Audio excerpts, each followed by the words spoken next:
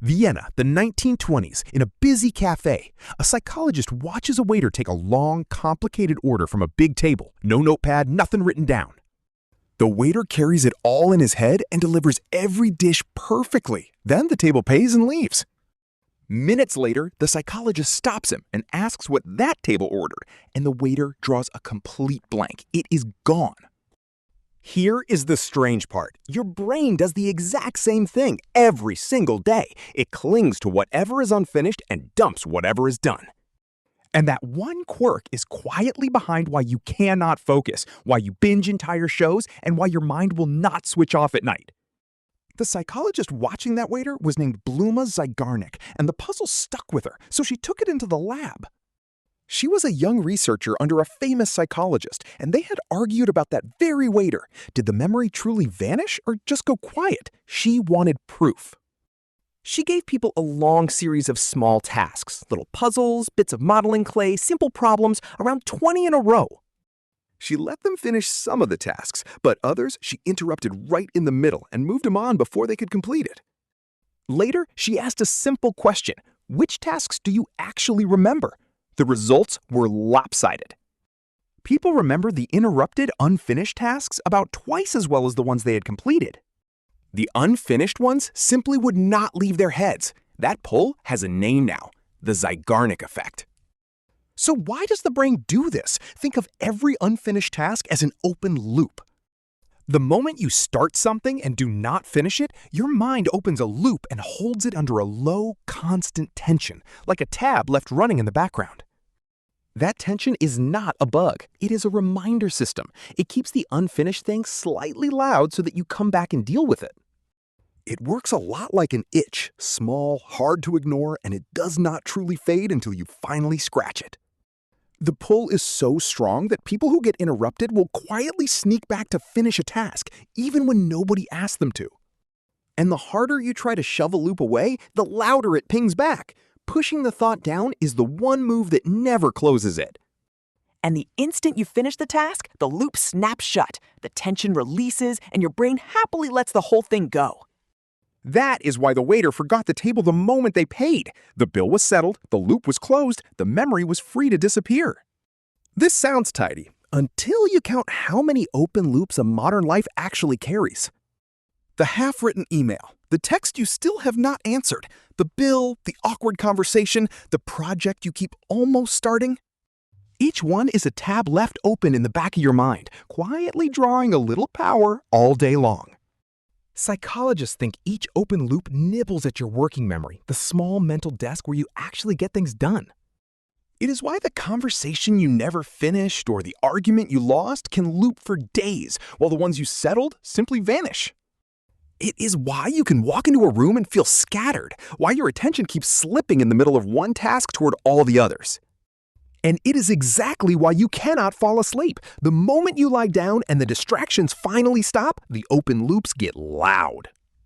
With nothing else competing for attention, your brain seizes the quiet to replay every unfinished thing you've been avoiding. Nothing is actually broken. Your reminder system simply waited for silence, then handed you the entire list at once. Now, if an open loop is almost impossible to ignore, that makes it a weapon, and a whole industry points it straight at you. A story ends on a cliffhanger, to be continued, and you cannot let it go because the loop is still wide open. The next episode autoplays before the last one even resolves, opening a fresh loop before the old one closes, so you watch one more, then one more. Chapters end mid-seam, so you read on. Quizzes promise the answer after the ad. Feeds never end, so the loop of what is next never closes. A progress bar stuck at 90% can pull harder than the prize at the end. Your brain just wants the bar full. A game leaves you one step from the next level. A little red badge sits on your phone, a tiny open loop screaming to be cleared. None of it is an accident. They open loops in your head on purpose because your brain cannot rest until they close. The longer they keep a loop spinning inside you, the longer you stay. Your restlessness is the entire business model.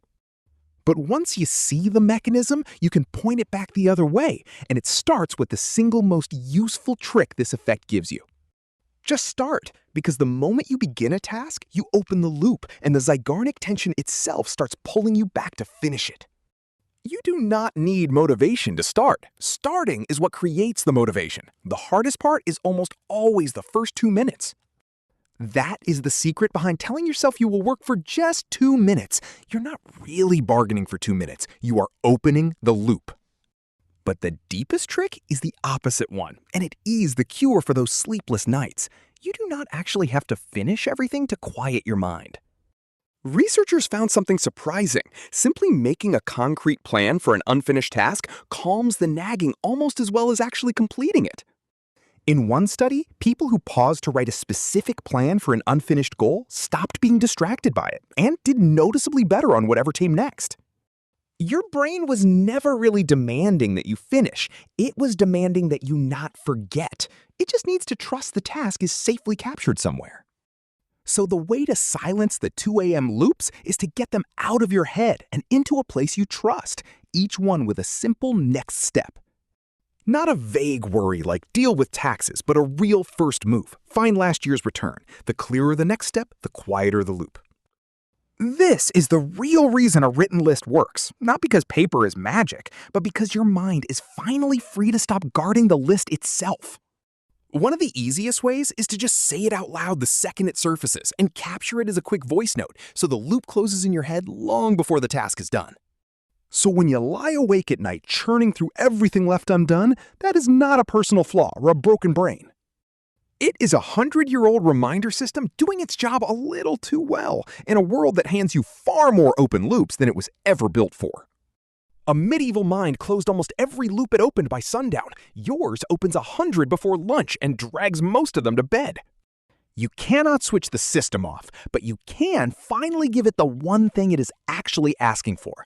Not completion, just capture. The waiter forgot that table the instant the bill was paid, and his mind was clear because the loop was closed. You can have that same quiet, not by finishing everything, which is impossible, but by closing the loops where it counts, on paper, in a list, out loud. Capture the loop and you get the strangest gift. You can set the thought down and trust it will be waiting for you when you actually need it. The trick was never to do more. It was to let your mind finally believe it is allowed to let go.